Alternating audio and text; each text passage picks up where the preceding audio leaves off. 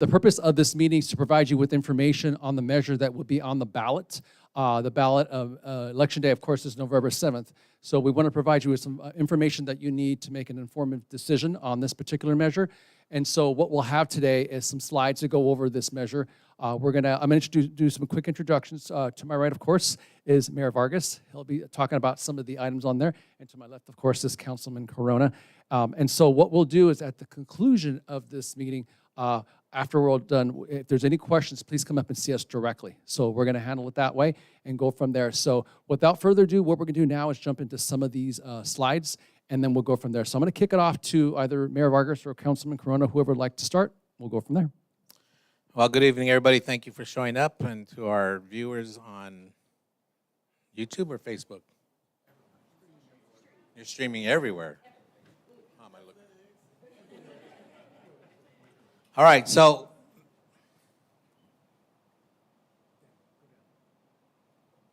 there we go. There's our first City of Paris at a glance.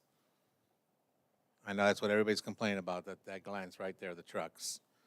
You know, we are not fond of it ourselves, but we're driven by these warehouses, unfortunately, in certain areas of our city. A lot of these warehouses have been pre-approved way even before the current council and the mayor got here.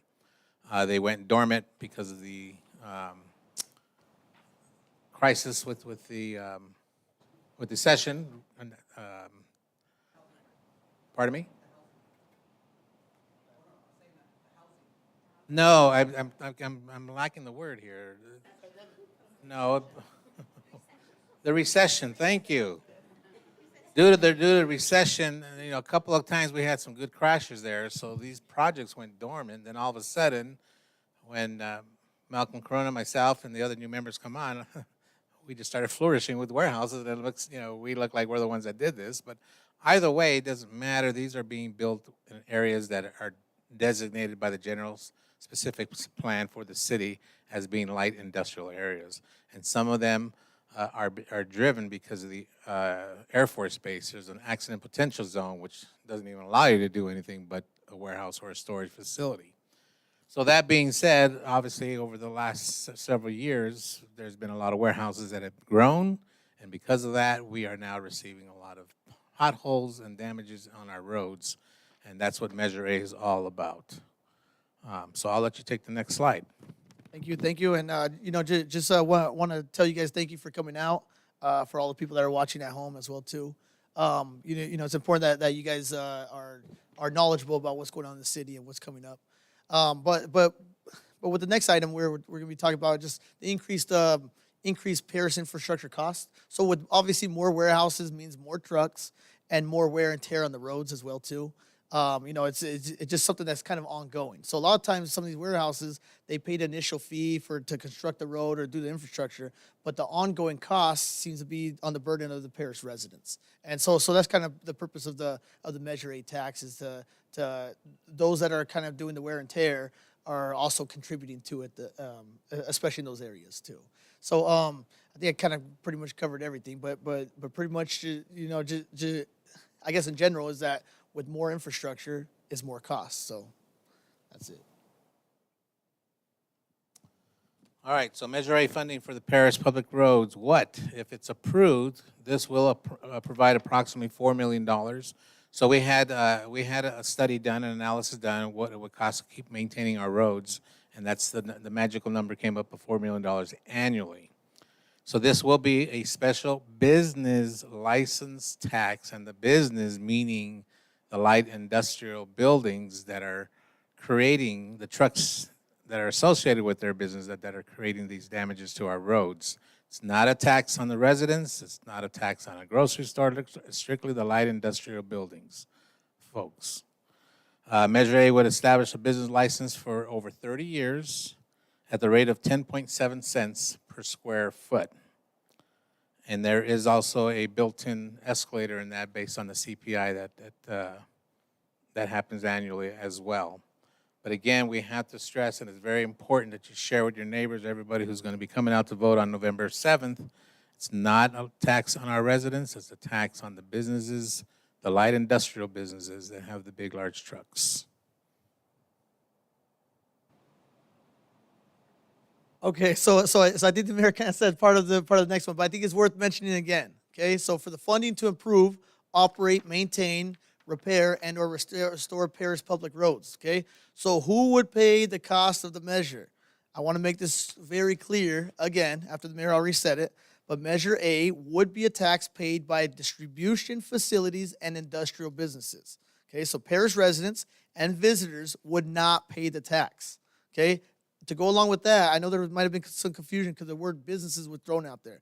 We're not taxing the grocery stores. We're not taxing the small businesses. We're not taxing the local mom and pop shops around there, right? It's only the large scale industrial businesses that we commonly known as a warehouse, right? So in regards to Measure A, an industrial business is considered a business consisting primarily of indoor or outdoor storage of large trucks, or a business consisting primarily of indoor or outdoor manufacturing activity with large truck activity, right? So once again, it's not paid by the residents of Paris, and it's going to be paid by the distribution facilities and warehouses.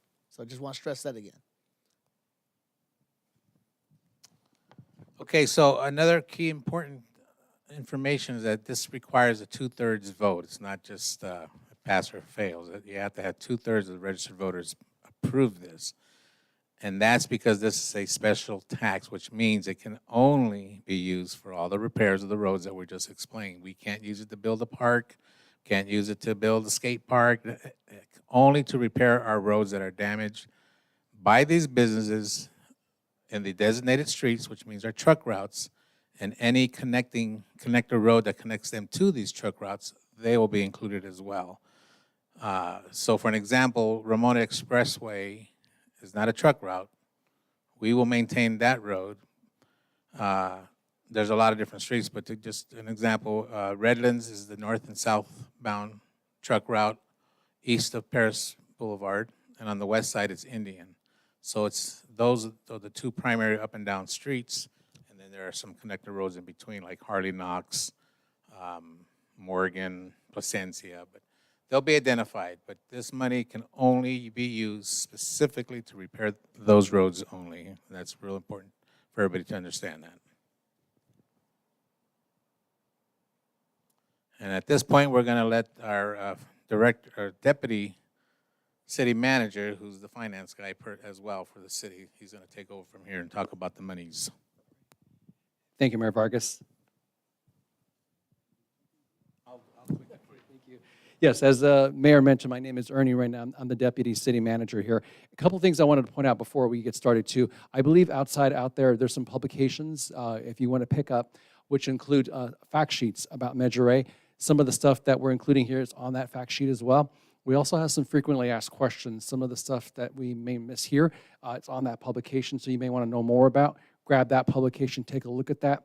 And then finally, our webpage. We have a home landing spot on our webpage where there's additional information about there. It talks about everything that we've done thus far to get to this point in terms of staff reports, resolutions, that type of thing. They're all on the city's website. So if there's any questions on that, you can take a look at all those publications, hopefully help clear up the matter on that. So that's kind of where we're at. But the last couple of slides, I want to talk about really the monies, where it's going to go, how we're going to use it, that type of thing.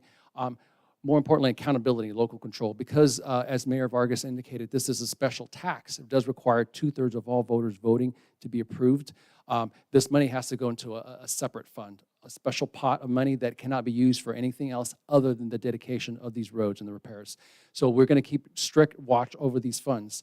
We're going to make sure that they're controlled locally here. No one else, no other city, no other county, state, no one else can take that away from us. They are here to be used only for us. And so because of that, they do require some annual audits. So we'll be strict about that in terms of how the money was used, and we'll ensure that that type of stuff is being watched really closely. So that is a mandatory part of it all. And as I mentioned before, the state can't take this money away. Once it's approved by the voters, this is the city of Paris's money to keep, and it's going to stay that way. So this will stay here. And the way that the measure is set up, if it's approved, it'll be good for 30 years. So for the next 30 years, city will be receiving $4 million annually to be put into that special revenue fund to be used for roads. So that money cannot be taken away from you. It'll be sit there just to improve the roads. So that's one of the other aspects of it as well.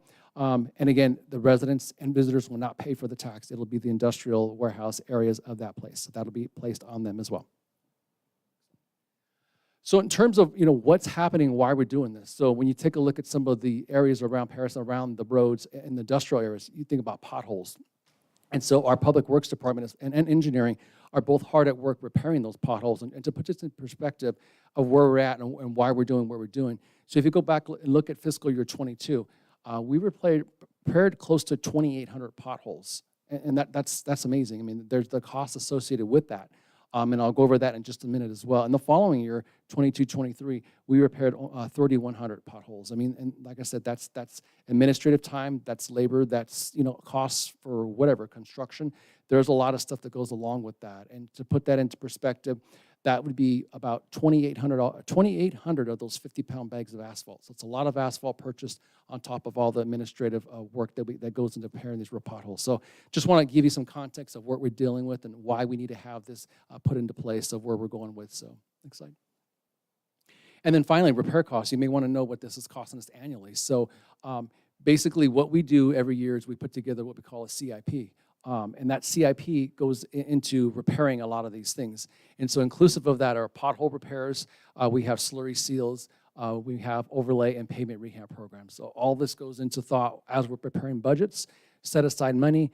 That money is coming from a couple different sources, which might include some gas tax, it might include Measure A, which is separate from this Measure A, and some other funding. So if that money can be used elsewhere, if Measure A approves, then that money can be used in other sources. So we want to, be able to provide the money back to other places. And using $4 million a year would definitely help to get us there. So that's kind of where we're at. As of right now, the city's averaging about $3 million in those pothole repairs. But that, again, doesn't begin to scratch the surface of what we need to do. That's the bare minimum of the type of materials and repairs that we're doing right now. But we can be doing a lot more with $4 million a year. And again, if those monies are freed up, then they can be reprogrammed for other services, and that's important to note because they can go to other places in the city. And so that's, I think, is that the last slide? Yeah, okay. And so that concludes our presentation here. So I'm gonna take a quick pause, and this will end it. So if there are any questions, what we ask is if you come up and talk to us individually, we'll be here to answer any questions. But again, there's publications on the outside if you guys want to pick any up. And we'll be here, any of the staff members will be here if you want to ask questions specifically related to the measure. So that'll conclude our presentation. Unless Mayor or Councilman Corona, would you like to say anything else? I think we're good. Thank you.